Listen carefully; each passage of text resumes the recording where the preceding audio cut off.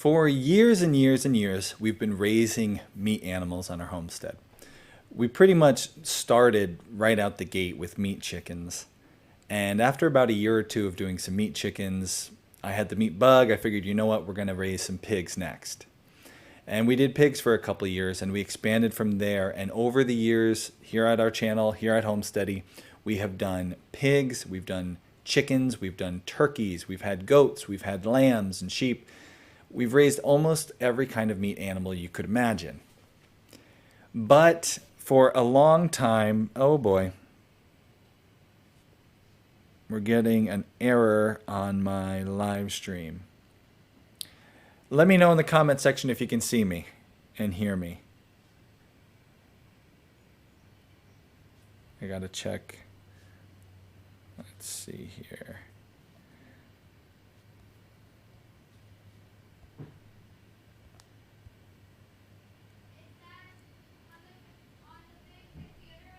Yeah, what's it say there, bud?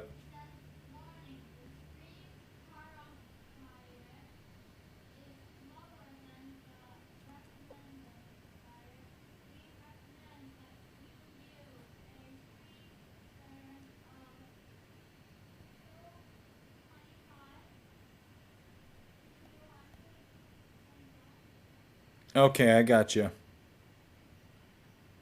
Let's see what's going on here. Okay, good. Oh, great. People are saying I can see and hear you. All right, looks like this is working. Hey, everybody, sorry about that. Yep, okay, great. Good. I got the chat box up. Sorry, I got a warning message. Okay, I got you. There I am. Okay, I can hear myself. Always good when you can hear yourself. And hey, we got the Mindful Homestead is here. Jack, Jack, if you're up for it tonight, go crazy with being a mod. I was hoping you'd show up. All right, so it looks like you can see us and hear us. That's great. We did have a few technical difficulties setting up tonight, and so I was a little bit concerned just now when I saw a error sign. I'm just going to make sure. Yep, we're working there. Great. Awesome. All right, great. It's all working. So let me pick up where I left off, and then I'll just seamlessly edit that out later, and it'll look like it was a perfect show. I've raised just about every sort of meat animal that you can imagine. But there was one glaring spot on our channel, on our podcast, that we had never covered, never talked about, and I got comments about it every single day. Rabbits. Rabbits. Rabbits. Rabbits. For years and years and years, people have been saying, when are you going to do rabbits? And every single year, my answer was the same thing. Probably next year. I kept putting it off because it was totally new. Totally new kind of animal, totally new kind of infrastructure. And at the end of the day, in my mind, it was the same kind of product as what I was getting from my chickens. So I didn't have a real big push to do it. Well, as you guys know from watching the channel this last year, I've had about the biggest push I've ever had to do the most things on the homestead ever. My fifth baby just kicked us in the rear and pushed us to do all kind of new things. He has a lot of food allergies. Everything that Kay eats winds up affecting him. And so immediately we went to the lists of foods that were low on the allergy, possibility that you would be allergic to it. And rabbit was one of the leading sources of meat on the low allergy list. So just like that, after about 6 or 7 years of dragging my feet, we went out and got a breeding pair of rabbits. But before we did, we had to do some research because we don't like to dive into anything without doing a little bit of research at least. We found a book, Raising Rabbits in a Meat Colony, and I always say it wrong, Raising Meat Rabbits in a Colony. There it is. I even spelled it wrong today in my email, and I caught it before it went out. We found this book, and we tore into the book, and we learned everything there was to know about how to get started with rabbits in a different kind of environment than at least what we're used to seeing here in the United States. First videos came out on the channel, and it was like the rabbit police came out of everywhere. Wee, what are you doing? Everybody's gonna die. It's gonna be a murder scene. This is not going to work. Raising rabbits in hutches is what we're used to seeing here. But in other places, like all the way over in New Zealand, raising rabbits in a colony is more normal, more what you might be used to seeing. And tonight we're going to talk to the author who wrote the book that we built our whole rabbit colony off of. Dana Thompson is here. She has a website and a YouTube channel. You can click the link below to subscribe to her YouTube channel. I'm hoping I'm going to say this right. Pewaka Waka Valley Homestead. Did I get it right, Dana? Yeah, you did. All right, good. I got to work on my New Zealand pronunciation. But welcome to the show, Dana. We've been really looking forward to this interview. We're brand new to the rabbit situation, as a lot of people can tell from our videos, and we already have made some beginner mistakes. We don't like to ever try to come onto the scene saying, hey, we're the authorities about something that we're brand new at. So right away, when I actually accidentally found out that Dana has been following us for a long time, I got an email and I was like, wait, you're that person. And she was like, yeah, so will you come on the show? So here you are. Welcome to the show. Let's talk about rabbits. Awesome. Thank you very much for having me here. It's very exciting. Now, we're here to talk about rabbits, but before we dive in, I want the audience to get to know you a little bit and what's going on. Tell us a little bit about your family, a little bit about your homestead, what people might see if they bumped over to your YouTube channel. Awesome. Well, we are a family of 6 now. We've our baby boy is a very similar age to your wee man. He's maybe a couple months younger, I think. And so we live on 10 acres, probably about half an hour away from the closest city. And we've just had our very first frost for the year. So we're heading into winter, of course. Yeah, so we've got 10 acres. We've got goats. Well, we've got a dairy goat, as well as we've got a few meat goats as well. So boar and boar cross meat goats. We did have a Jersey cow at one stage, but our place is really steep. And it just didn't work out having her here. She ended up slipping and she broke her tail. So her tail kind of came along and had a wee kink in it. Oh. It's goat territory. Not great for the poor cow. And then New Zealand had an outbreak of a disease called microbovis. And so everyone got super aware of not borrowing bulls anywhere or we couldn't get her bred. And it was just, yeah. So anyway, long story short, she ended up in the freezer. She was quite delicious. That's turning lemons into lemonade, right? Exactly that. So we've got coonies as well. 3 older ones. They're probably about 6 months old now. One of them is going to be our breeding boar. And yesterday I just went and picked up 2 little sows. They're so cute. They're only like this big. So yeah, we picked them up yesterday. We've got a whole raft of chickens, probably far too many chickens. And we have had for years meat rabbits. I haven't got them currently because when I was pregnant with the baby, I'm the one that processes them, and it was just too hard to do it all while I was pregnant and with a newborn and stuff. So we've moved those on for now, but we probably will get into them again in the next year or so. Now, you did mention you're heading into winter. Isn't New Zealand winter like 3 minutes? Well, we think it's cold. Honestly, I didn't realize that places could get as cold as some of the places in America. I'm like, how do people live like that? I don't know. Like, yeah, negative 7 Celsius, which I don't know. It wouldn't even be 0 Fahrenheit. I don't know what it is. But somebody in the comments convert that for us and let us know what that is. Yeah, because I think 0 Celsius is 32 Fahrenheit, so negative 7's not far from it. And that's like a really cold day, like it's overnight. Yeah, but yeah. Well, our growing season probably realistically, we're quite close to the coast where we are. Like it's 1 kilometer, so just shy of a mile, as the bird flies from here. In fact, this morning I was out feeding the pigs and I could hear the sea. Like that's how close we are. Oh man, that's so nice. I would. Yeah, so we don't get that much frost. So we probably can grow, say, 9 months of the year realistically. We did an interview, this probably a couple years ago, with Garrick Batten, the man who actually was responsible for breeding, him and his wife, the Kiko goat. He's like where that started. And it was in New Zealand. And he told me, Partially what you said about your cow. He talked about the train was just not good for anything, but for goats it was great, and that their growing season where he was 11 months out of the year. So anything you could do, agriculture is, he said, the second biggest export in New Zealand was agriculture. Every minute that sun's shining, that you're trying to take advantage of it. For someone like him, it was for his business. But for people like us, with a whole bunch of kids to feed, you had to go and beat me with number 6 there. We got to feed our family. Why are meat rabbits something that we should be thinking about, Dana?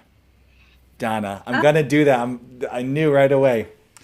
It's Donna, not Dana. She said it is Donna. I had a boss and she called me Dana all the time. It's not just the accent. Meat rabbits are great. The reason we got them was when we first moved here, we built here, and so our house is actually a farm shed, like what you would call a barn, I guess. We've got poles in our kitchen, like big posts. And so we got the builder to put the outside up, and we did all the inside ourselves. But in the meantime, we also owned 30 laying chickens. So we threw up a pellet house just built out of pellets, and they just free ranged over the whole place. They had no run or anything, but we wanted some kind of meat production, right? So it was something that we could get into really easily. It's got a really low cost to get into. And then we could just build a quick shed and we keep them in there. We can't have our rabbits out on the pasture. I know of at least 2 different people that I am in contact with in the States that keep their rabbits. They have basically a rabbit paddock that they keep them out in. So it's a rabbit-proof fence that you dig down so they can't burrow out. But they don't have the sky predators like we have here. We've got both hawks and falcons that live here. In fact, the falcon nicked some of the neighbors' bantam chickens. They just come in and steal them and take off with them. They're too easy, a bantam chicken. Yeah, you could probably grab one in each claw. Exactly. And so we can't have them out. And also in New Zealand and Australia, we have that RCD, the rabbit calicivirus, that's like the super virus that they release to kill the wild population. So our pet rabbits and our wild rabbits are the same species, whereas and the same in the UK. Whereas in America, your wild cottontails are a different species to the rabbits that you would breed at home, the pet rabbits. So generally speaking, they won't crossbreed. And if they do, they're infertile, like breeding a donkey and a horse, I guess. And they have quite different social patterns as well. Anyway, so we couldn't keep ours outside. So we built a shed and we kept them in there. And so it was a really good way for us to get quick meat for the family because, well, we got really good breeders eventually to start with. We just bought what we could get. But we discovered that it's definitely better to get the better breeders, to get the ones that grow faster with the, so we started with Californians and they were great. But when we got our New Zealand whites, we're like, they're a totally different animal. So they're small. You can raise them in a backyard, which was the other good thing. I know of a lot of people here that will just grow them in hutches in their backyard because they're considered pets, right? So you can pick up a breeding pair for say $40 or $50 and get a couple of hutches and grow them in your backyard. That's the best thing about them. They grow really fast. You can have grow outs ready for the freezer in 8 to 10 weeks, which is quite similar to your commercial chickens, speed-wise. But they're self-replicating. You're not having to get them from a hatchery or whatever. That is one of the biggest reasons I have started to shift our focus here at this homestead. For years, we've done Cornish cross from the hatchery chicks. And we've done the Rangers. You get the Freedom Rangers or the Red Rangers, whatever they are. And I think they're Cornish crosses with good marketing. But we've done that for years. I've always been a big pro, and I still think a lot of people, that's a good choice. I mean, I have 80 Cornish cross chicks that are about ready to go out into a chicken tractor in about a week here. So they do fill the need. But this year, having started with rabbits, everything you just said, low cost of entry. You get 2 of them. Quick turnaround. We got them in January. We're already eating. rabbit for dinner. So super fast. And that one little thing right there, a lot of people are homesteading for self-sufficiency. The Cornish cross, you cannot call that self-sufficient because you are dependent on the hatchery for that. Rabbits, total opposite. But now you did mention something important there. When we are thinking about the self-sufficiency side of things, that means we are doing the breeding.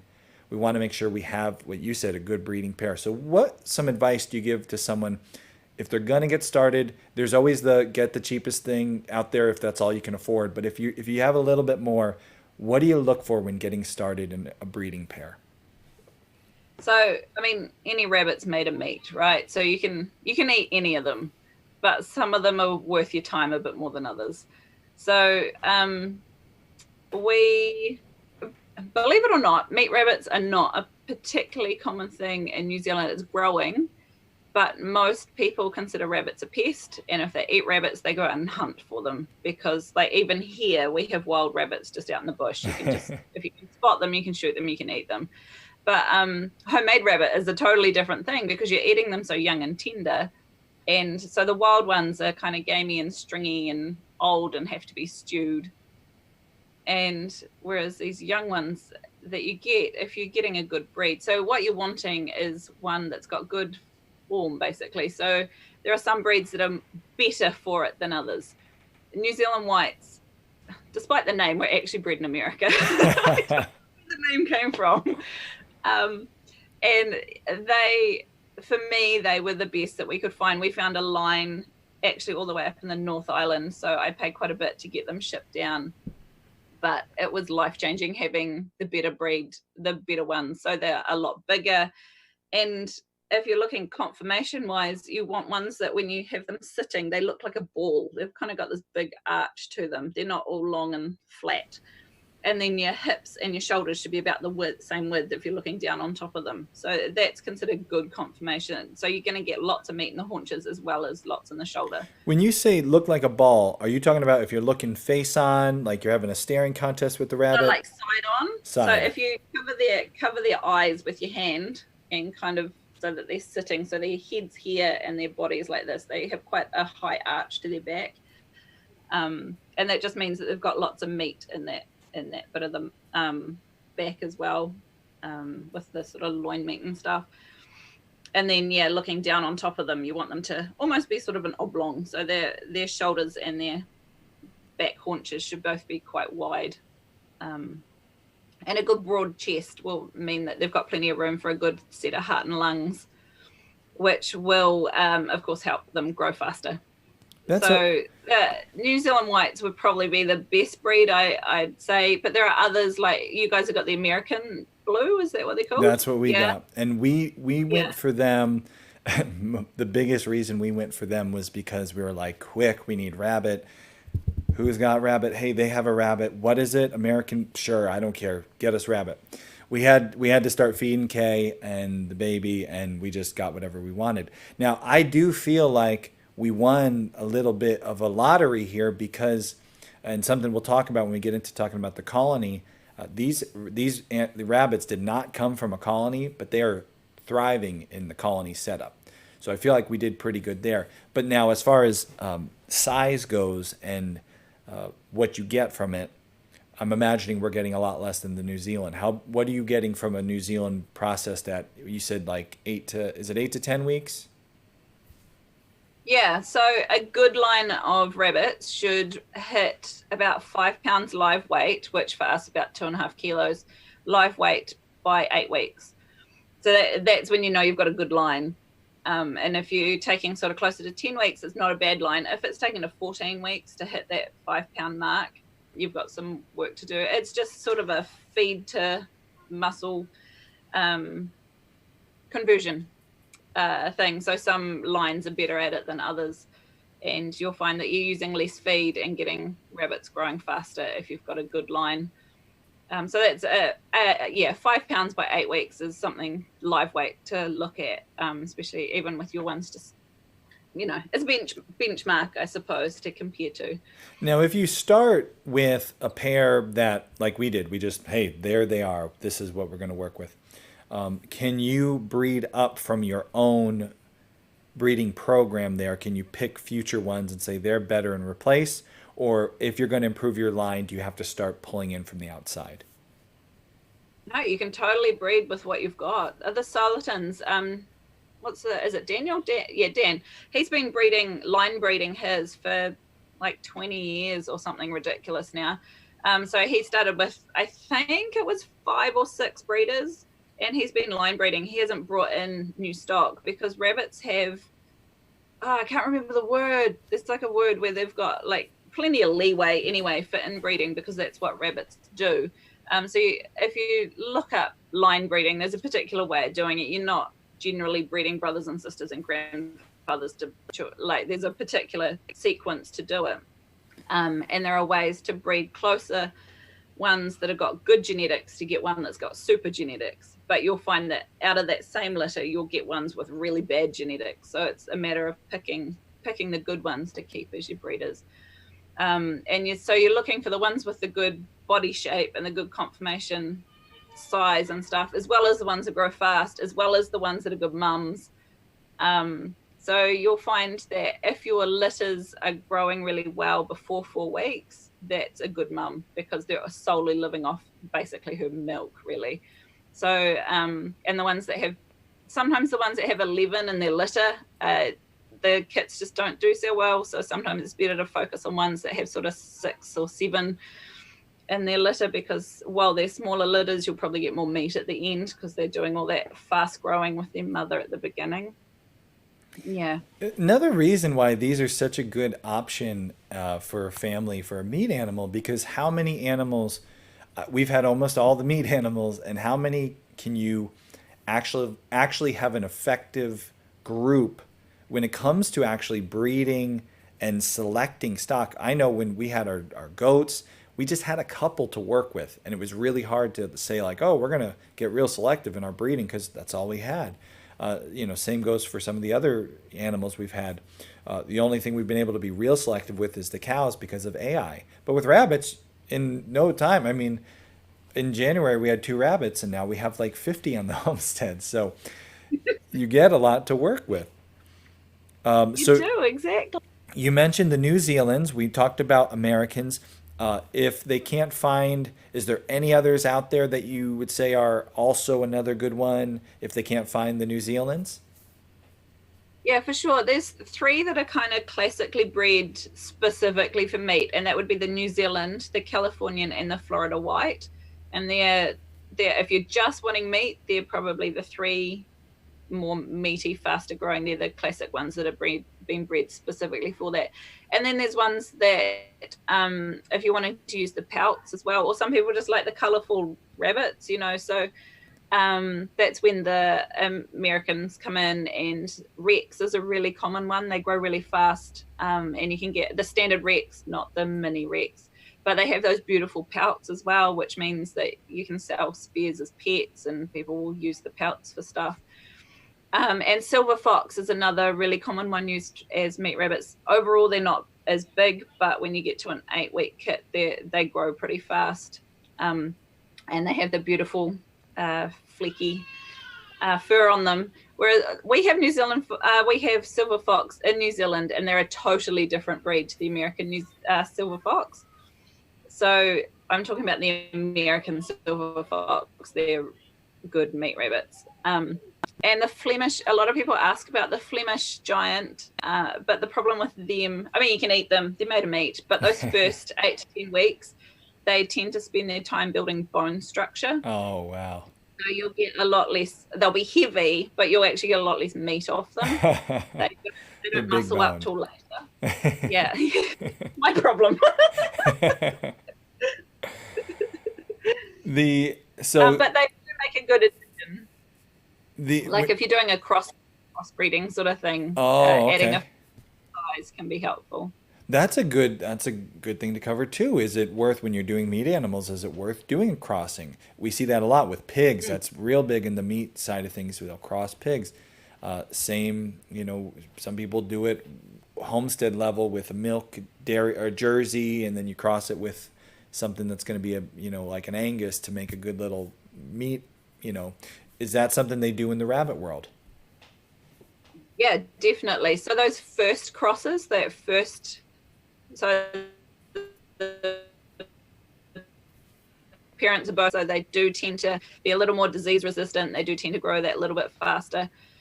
So a lot of people will cross either like a Californian and a New Zealand white, or a Flemish giant and a New Zealand white, just to get that extra vigor that you can get from that first crossing. But a lot of people also run what they call meat mutts, and that's when they, you buy whatever you can afford and then just add big genes in and keep the best as breeders and move the rest on. And a lot of, there's quite a few, especially in the colony world. There's quite a few that just run meat mutt colonies, and they keep the best of the best. And that makes sense, because in the colony world, as we'll talk about, it's a little bit more of a, it's like, hey, do your thing. Before we dive into the colony world, I do want to ask one more question. For someone who is going to buy rabbits, they go to, let's say they get to go to the farm that they're going to buy from. Any advice as to what are they looking for around on the farm at the animals to say this is a good source, or you know what, maybe I better look for a different source? Anything, any warnings to look out for? Yeah, well, you want to be making sure that your rabbits, particularly the housing that they're in, is nice and clean. That's usually a good sign that they've been looked after, because rabbits will make a mess pretty quickly. They do tend to poop in one corner, which is helpful, but it can build up. So obviously looking at their housing that they're in, and also keep an eye out for runny eyes and runny noses and sneezing, because any of those can be signs of pastorella. And there's a couple of other diseases that they can carry, but pastorella, a lot of them are infected with it, and a lot of them will live without it being a problem. In the same way, humans, a lot of people carry the MRSA superbug without it causing a problem. It's not until something stressful happens, or they get a wound or anything like that it flares up. And that's the same with humans. Like, MRSA is fine as long as it's kept in checks and balances. But yeah, so any of those sorts of things are alarm bell that the rabbit's not very well, and it may not do so well when you get it home. Pastorella, if that's flaring up, can knock them out within 24 hours.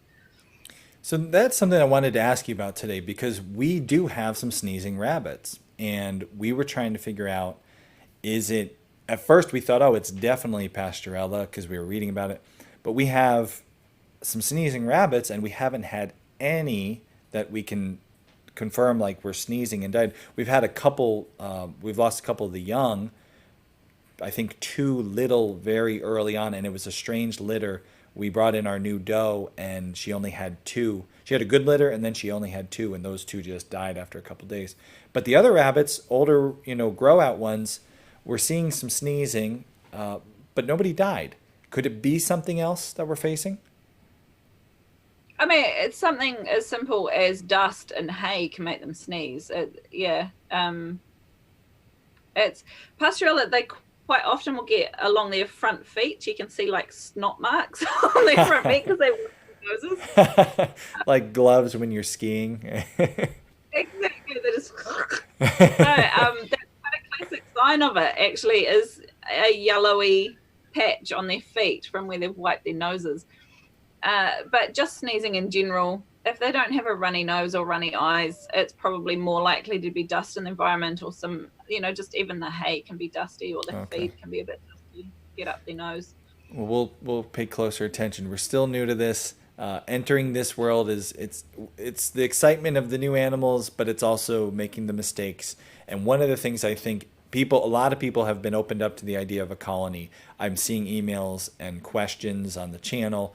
Ost, I like the way this looks. People who wanted to do rabbits but didn't want to do them because of the cage thing are now interested in this.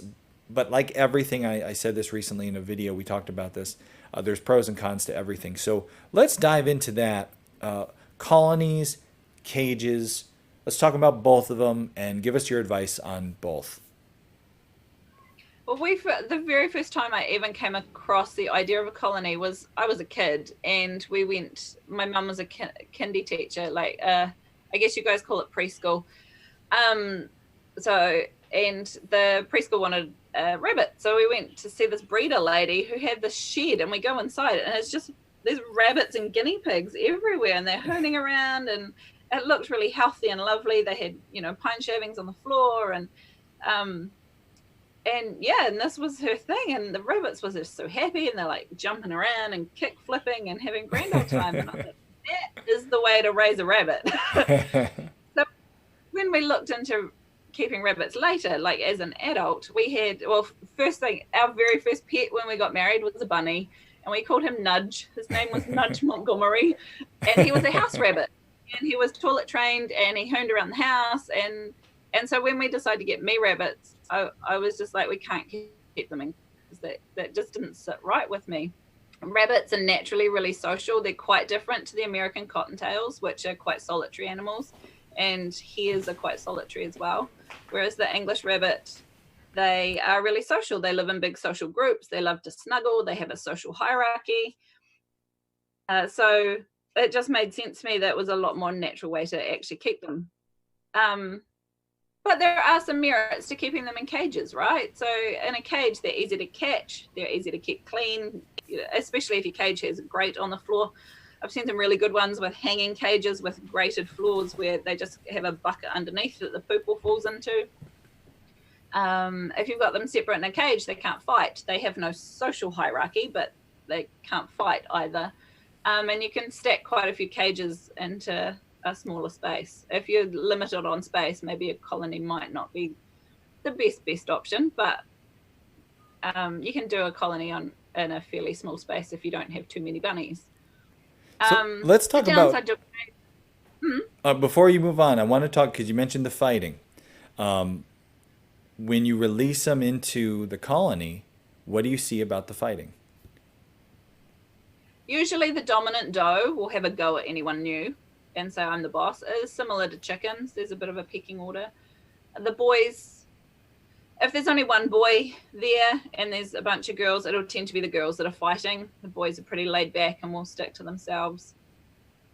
If you stick a couple of bucks in together and your current buck is territorial, then you'll have problems. They have been known to castrate each other very quickly. Rabbit claws and rabbit teeth are very sharp, and they seem to have really good aim.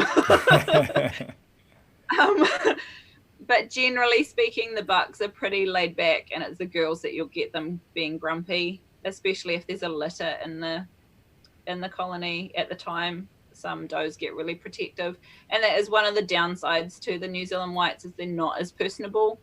I've never had any problem with them, but I know that they can get pretty snarky. Our mini lop doe that we have, my children now breed mini lops as pets, and that's their pocket money source. So our matron down there, she's real grumpy. You have to wear gumboots if she's got a litter, because she will just go any leg that's nearby. She grunts and grumps and attacks, and yeah.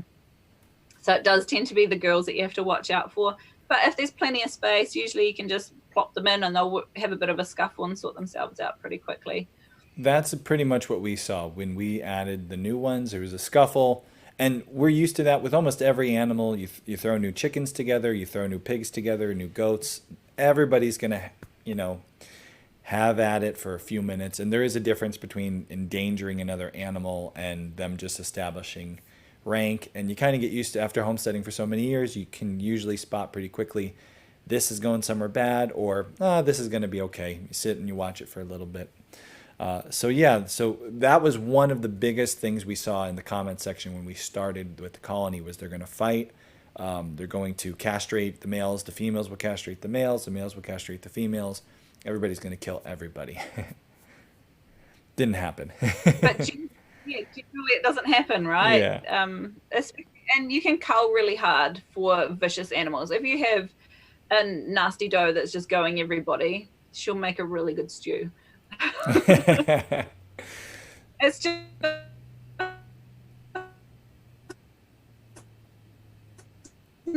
not way without nasty rabbits in there. Yeah. We lost you there. We lost you there for a second, Dana. The internet glitched out. While we were talking about the colony now, you did mention, there are pros to a cage. There's pros to, you can control the breeding a little bit better. You can fit more in a tighter space. Cleaning is an easier thing. What about the colony? What are the pros to the colony? Other than the rabbits have a nice, happy Well, life. yeah, well, I mean, that's a big thing That's a though, big one. right? Yeah, I Like shouldn't other than that. happy meat's healthy meat, and you know that they've had a good life in just one rough day. But the other good things about it, the rabbits tend to be more friendly if you let them run. They don't feel so threatened.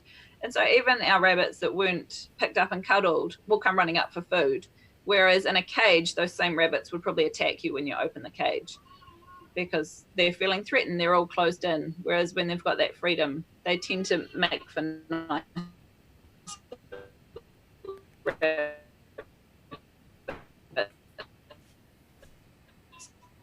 You keep them on, makes great stuff in the garden, extra bonuses. But you do tend to, in a colony, your rabbits will tend to be hardier. They develop to a lot of things. They get a lot better muscle tone because they're able to run around. And so you'll probably find usually they sort of meet up a bit faster than the cage ones. I think, I don't know. For me, the big payoff was the happy rabbits. The letting them naturally breed was really took a lot of stress away from trying to work out when you should be breeding rabbits and all that sort of stuff as well. That was something I loved how you covered that in your book. It was very kind of just like eye-opening. The first round of comments that we got when we announced we're doing a colony was everyone's going to kill everyone, and the second was, what about the doe being overbred? He's never going to give her a break. She's going to constantly being bred. Talk a little bit. What have you seen raising rabbits in a colony as far as the breeding cycle? How does that go? Well, rabbits are prey animals, right? So they die easy and they breed readily. And so that's just their role in nature, is that they do breed a lot. And if you have a wild herd of rabbits, flock of rabbits, I don't even know what, I think they're called it's a fluffle of rabbits. How can you forget a fluffle? So yeah, actually they come into their own natural cycle. So when you first put them together, you'll find that they probably will have babies every 4 weeks pretty quickly. But it does eventually settle down as long as the doe has really good condition. So she's getting plenty of high protein food and she's not all skin and bone. Then she is usually happier breeding. That's what they're made to do. That's their role in life. And so, but when she's sick of it, she will tell that buck to rack off. They're quite happy to stand their ground and just say no.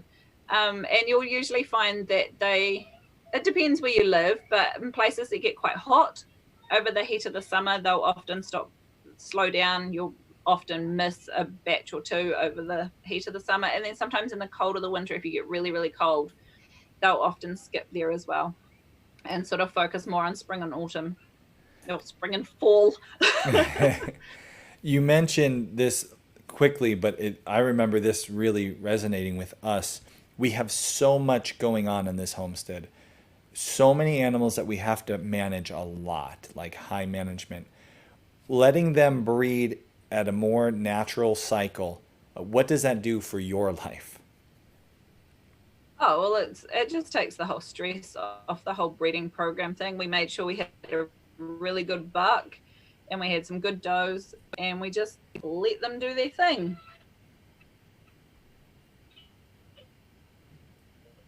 And when they had weekends, because back then every other weekend as well, so it had to fit around my work schedule, and we would just know that was going to be processing day, and occasionally we'd have 2 litters within sort of a week or 2 of each other, and so we'd put them in together, do one a little older than they should and one a little younger than they should, and just made a big day of it.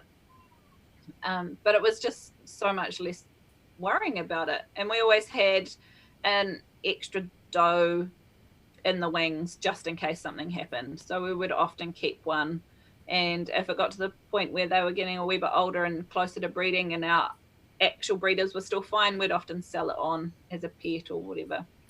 That's another good question a lot of people asked was, how do you make sure as the grow outs are getting closer to being ready, are they also getting close to actually where they could start trying to breed. Do you control that? Do you separate them? Do you worry about that? Do you butcher them before you even have to worry about that? How does that work out? I found the best way, because we left our buck in the colony, every 4 to 6 weeks, usually we would have another bunch of grow-its born. And so we were finding that she just got too full too fast. And that's when you get your infighting and it becomes an issue. So we would pull our babies out usually around 5 weeks, because our does would wean them between 4 and 5 weeks. She'd kick them off. You'll get people that will argue that no, they should be with their mother for 8 weeks. The reality is, by 8 weeks, the mother's got another litter that she's already weaning quite often, and those 8-week-olds are just in the way. So we would pull them out usually around 5 weeks. That would give them 4 weeks with their mum, definitely having milk. Usually that 5th week, she was kicking them off. And so we would pull them out and put them into a separate, we can't do tractors here because it's too steep. So we just had another separate pen that we put them in, another house, and just made sure that they were getting that high protein feed in there and doing their thing. And you'll find a line that's maturing, that's growing to a good size by 8 weeks, will be ready to breed usually by about 3 or 4 months. So it's unlikely that they'll be bred at 8 weeks, although one of the girls I know, she has a really fast growing line, and she said she has had kits with mummy rabbits that were 12 weeks old, so they were being bred at 8 weeks. But she's been at this game for a very long time and has a very fast growing, very fast maturing line that she's been working on for a long time. So not really something that you have to worry too much about. Shouldn't be a problem. No. Now we've processed as late as like 14 weeks old, and none of the does were pregnant. Yeah, that's plenty of time. You have plenty of time there. You mentioned briefly not being able to put them out in tractors. How do you feed rabbits? One of my early disappointments with the rabbits was, this is going great, but oh man, I am putting bags and bags of rabbit feed in the back of my car from Tractor Supply. I'm trying to be more sustainable here. I got these self-replicating animals. How can you feed rabbits more naturally? How can you get away from the pellet? Yeah, so to get rabbits to grow well, you're hoping to aim for about 18% protein in their feed. And there are some ways of doing that without having to buy specific pellets. We always made sure that we had some pellets. Excuse me. But there are other things you can feed them. So we tended to try and do a more natural diet. If you grow tree lucerne, which is also known as tagasast or tagasasti, however you want to say it, that's actually a complete diet for rabbits. So if you can grow, and it grows really fast. Wow. So if you can grow that, it's a really good food for rabbits. Lucerne, also known as alfalfa, we call it lucerne, you guys call it alfalfa.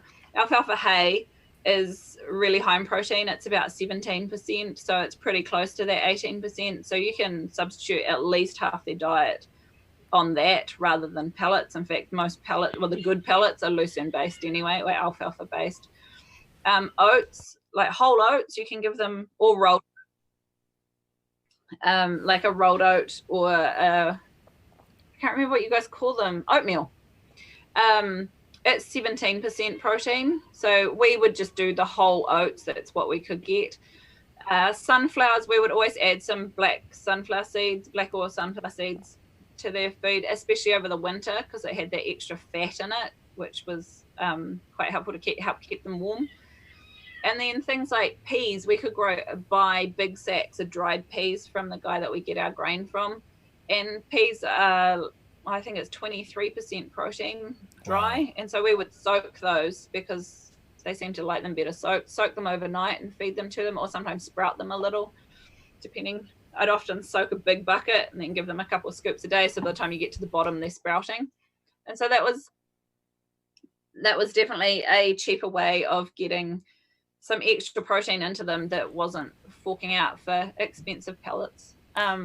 And barley fodder, if you want to get into growing fodder, which I gave it a go, but life's so busy here that I had it growing in the laundry and it was great. And then I thought, oh, I'll move it outside, and then the sparrows were getting in, and then the dog was jumping on the thing to get the sparrows, and the dog knocked the whole thing over. I was like, I give up.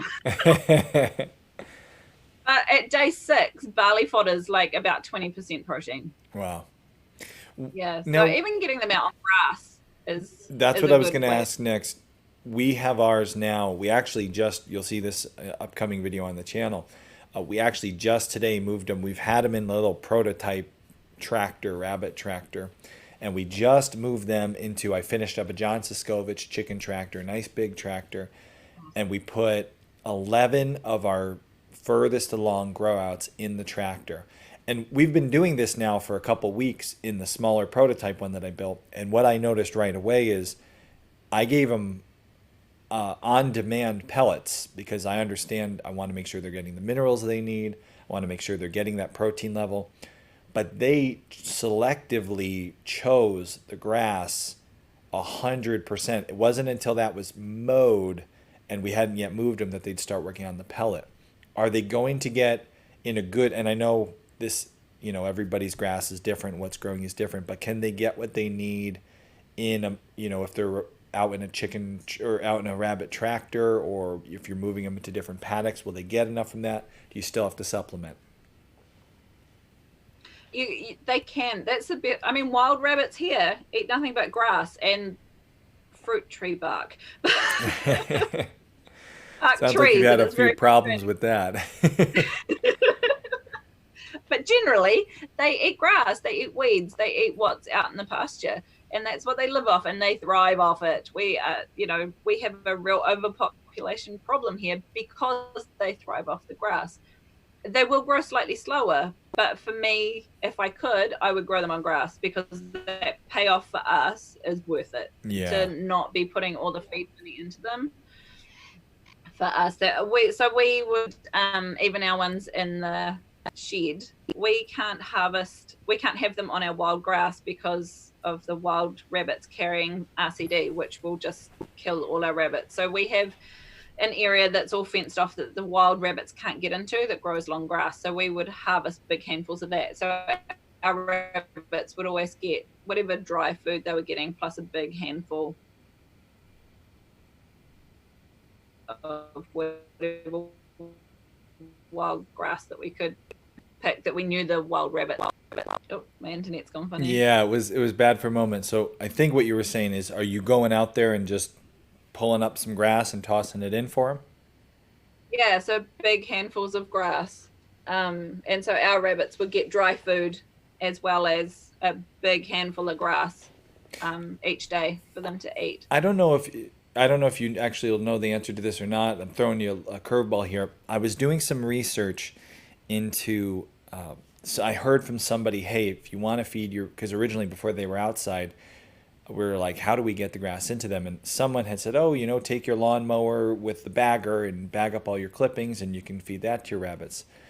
Now, I've read since then, some people warn against that because the grass will start to ferment and it can make your rabbits sick. Do you have any experience with that? We don't do it personally because I tend to use the grass as a mulch on the garden, but I do know that you can do it. The trick is to do it so that if your grass is all clumped in together, that's when it gets hot and ferments really fast. If you can fluff it up and not give them too much at once, it is a good way of doing it. But it's not something you could mow the lawns on Saturday and feed for the rest of the week. Oh, okay. You'd be better off getting. We have a rice knife. It's like a handle it's like a tiny scythe. Okay, yeah. You can use for cutting grass, and that works really fast. And we just grab a bucket of that, and so it's the fresh grass and it's not all chopped up. So either way, any kind of supplementation is going to ease that feed bill, and we have seen a huge change. Now, I appreciate what Dana said. It will cause them to grow slower. So you got to remember, like we talked about in the last video we made about this, there are pros and cons to everything. If you want a big fat rabbit quick, having that perfectly formulated feed, that's going to do the trick. But for us, we don't mind waiting a little bit longer. We don't mind having a smaller end product. If it came to us for very little money, that's got a lot of value. We eat a lot of wild game, which Wild game is, takes a little bit longer, a little bit more strong flavor, a little less fat, a little less amount, but less cost to it. So for us, it was a huge. We decided to go with the pro of spending a lot less on feed, and we are seeing a huge reduction in the feed bill, which is really nice. Now, you did say at the beginning when you were telling us about your homestead, you have too many chickens. When you compare the two, rabbits versus chickens, as far as meat production goes, what are your thoughts? If you get a good line of rabbits, they will almost compare to your Cornish cross chickens.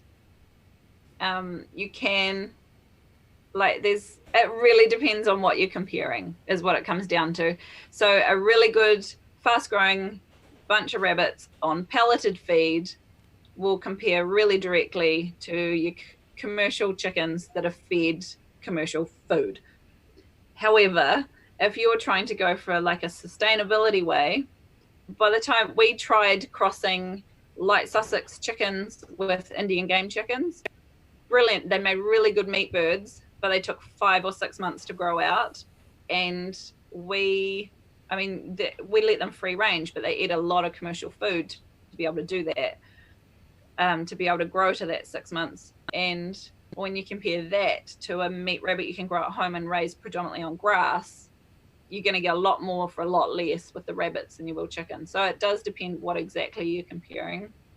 Generally speaking, rabbits and chickens, food to muscle conversion is really, really similar. Really similar.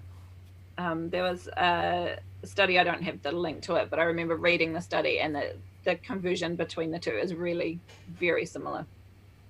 That's such a good point, the sustainability element to it, because a chicken cannot do the same thing with the pasture that the rabbit can.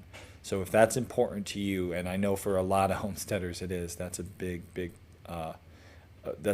plus. Now I did want to ask, there was one other thing you said there, and it's totally just bloop right out of my brain. I usually keep a notepad for this so I can write these things down and not forget. Comparing it to the Cornish cross. It'll come to me. You mentioned how it's similar to the Cornish cross in size. It's gone. It'll come back again. But so when you're looking at the two, chickens for meat, rabbits for meat, do you think the homesteaders out there? Oh, I remember what I was going to ask. It's about cooking, so we'll come back to cooking. But first, this question now. Do you think your homestead and your advice to others, is it 100% for meat, just rabbit? Is it a 50-50, 75-20 with some meat chickens in there? What do you guys find yourselves doing, and what do you advise for others trying to do what you're doing? I think it depends how much money you have to invest in the whole thing, actually, because we have raised our Cornish cross equivalent in New Zealand are called cobs. So we grew 10 cobs recently with the last batch of chicks that we grew, but we don't have access to a plucker. And by the time I had like 5 of those, I was like, this is stupid. So like a chicken, when I was plucking by hand, took me about 10 minutes to do a rough enough job. Whereas a rabbit, I can process out completely in 4 minutes. So for me, that was the comparison that I was making. If you have access to a plucker, especially a drum plucker, I think maybe doing 50-50. I think there's definitely some merit to having a range. And I think that sort of that built-in sustainability is having options. And if something's not working so well, do something else. But yeah, I guess it depends. If you don't want to be importing chickens from a hatchery all the time, then maybe rabbits is a better idea. If you're looking at breeding your own chickens, knowing that they're going to take longer to grow out, maybe do both. I personally miss the skin. Like chicken and rabbit taste very similar, but the chicken skin is awesome. Oh man, You're. It's so funny. You are exactly all my bullet points in my head. You're because you blipped out for a minute. The internet failed, but the word you were saying when you were trying to hand pluck was, how did you describe it? Do ridiculous? Yeah, it was. I thought it was stupid, but the internet dropped on us. It made So me stupid. It was yeah, that too. and that's. I mean, if you've hand plucked a chicken, it's ridiculous and stupid. And then our first rabbit butcher, we set up inside the garage. It was rainy. We set up inside the garage, something we would never do with feathers flying everywhere. We set up inside the garage in an hour filming, doing a YouTube video talking about like what it's like to process their first time through and all this stuff.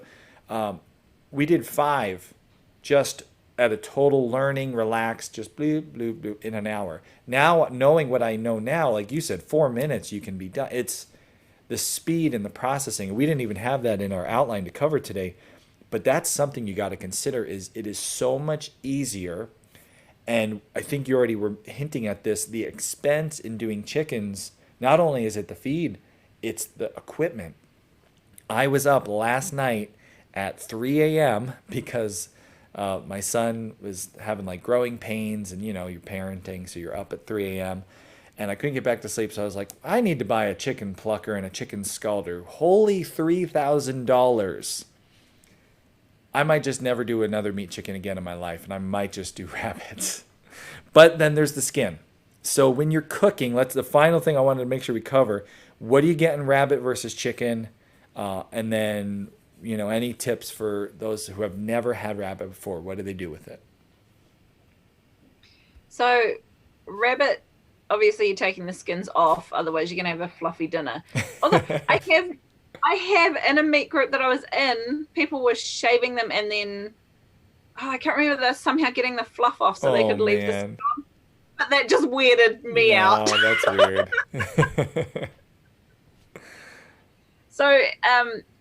So you have to cook it similar to what you would like a skinless chicken. So you've got to add some moisture in there.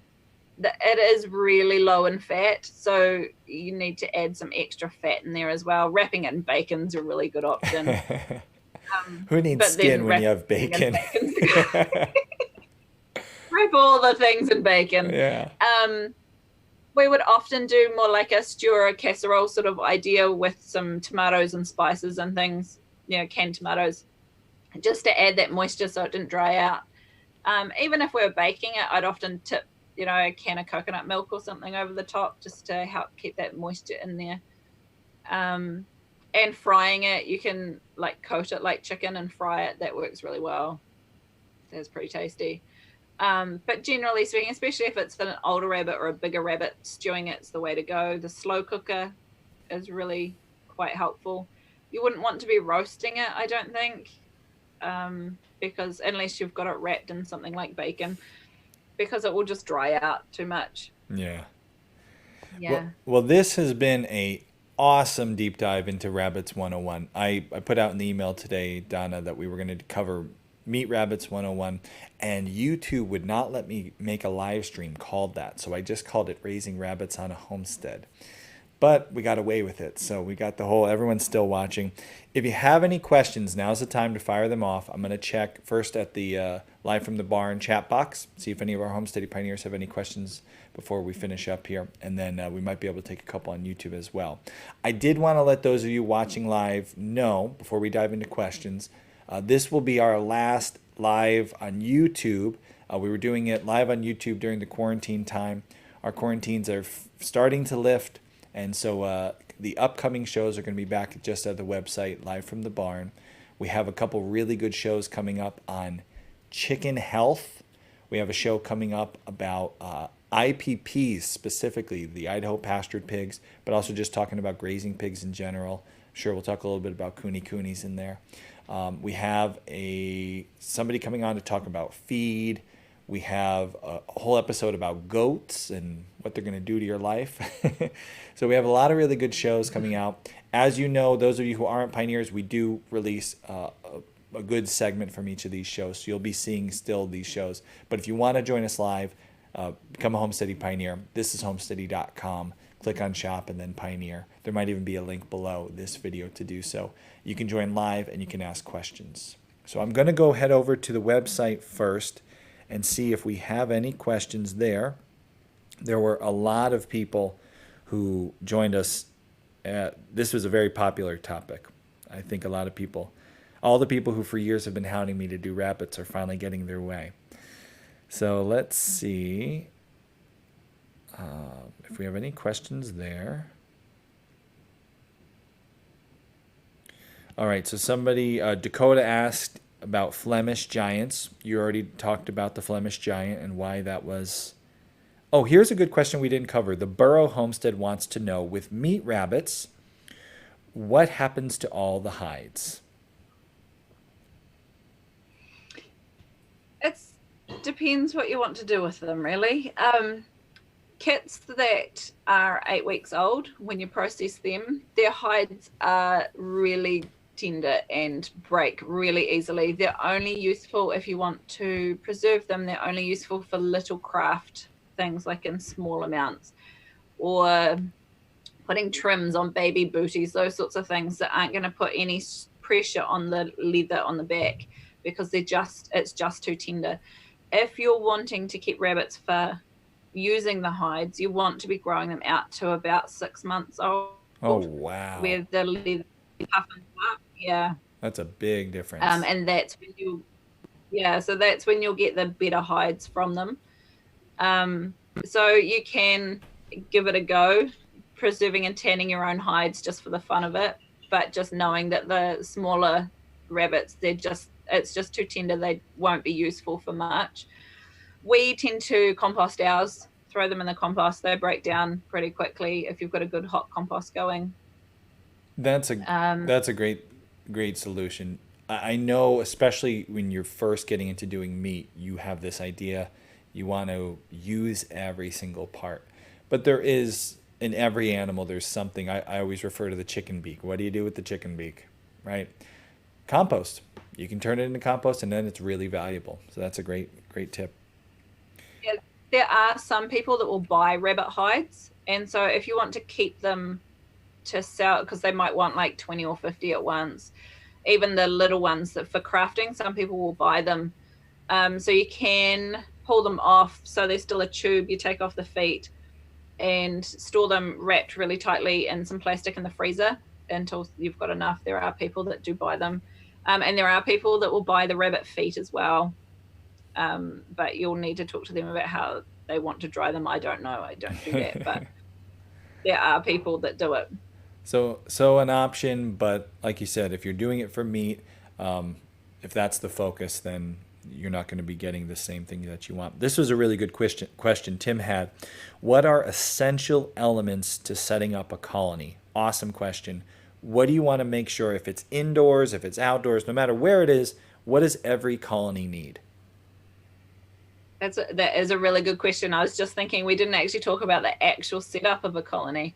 So for every doe that you have, you're going to want at least 1 or 2 hides that they can hide in, plus an extra 1 or 2, because they will fight over the best one. So hides themselves, you can make them upside down bucket, like on their side buckets, pieces of pipe, boxes, wooden boxes. You can build specific. We've got a big long one that we've got that's just got a whole lot of dividers in it and little holes, and then the whole roof lifts up. But yeah, just a lot of places for them to hide.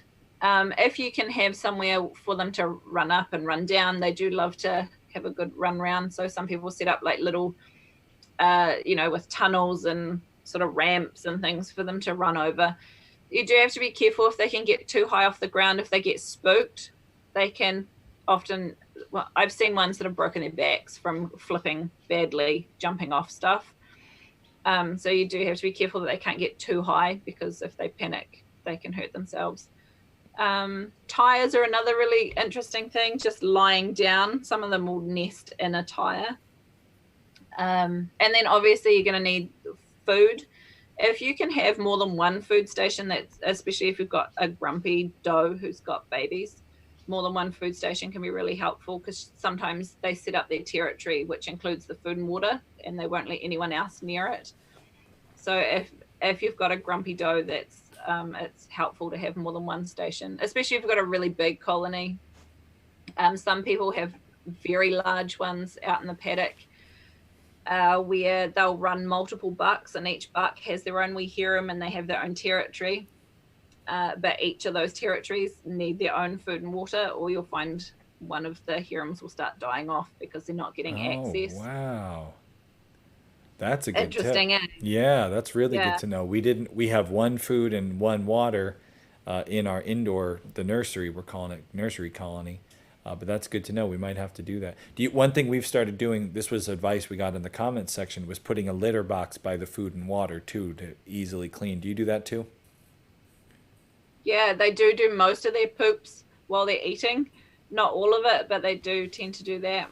And you'll find that they'll often, the adults, the babies will poop and pee anywhere because they're useless, but the adults will Like human children, right? They'll just poop and pee anywhere.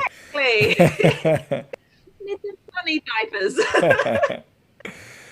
But the adults will often pick one corner to be their toilet, and so once you've worked that out, it's a really good place to sneak a litter box or something that's easier to clean out.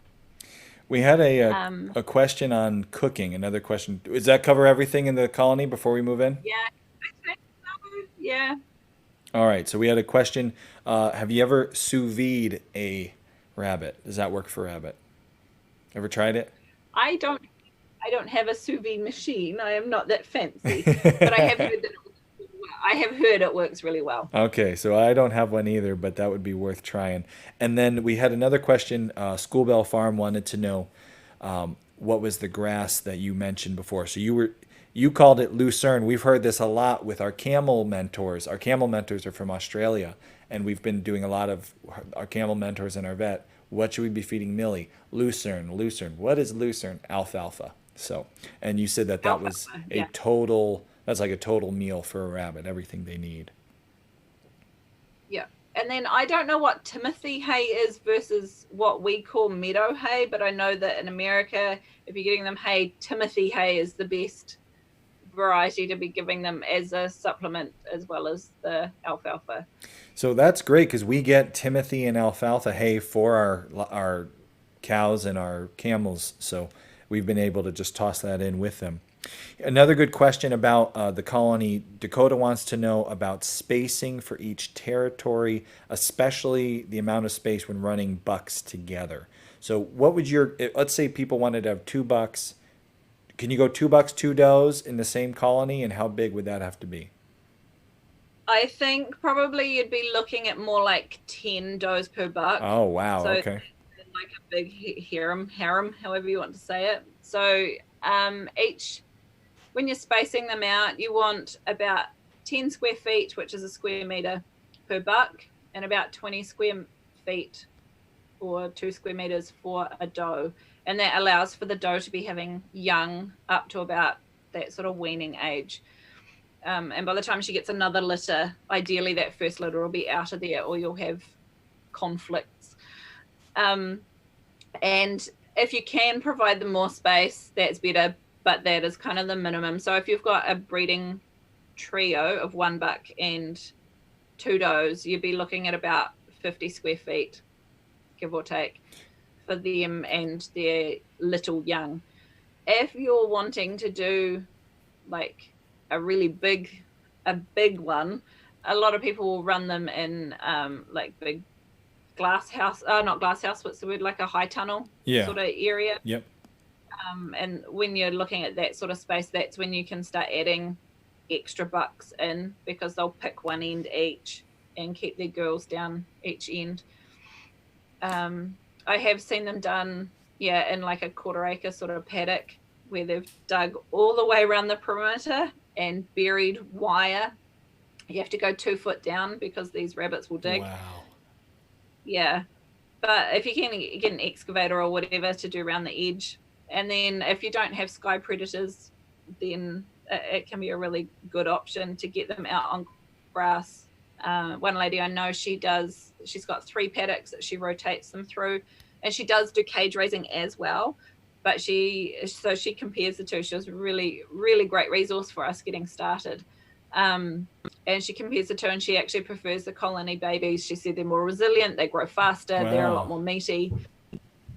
And she said the whole thing's hands off, whereas the cage ones are so, so intensive.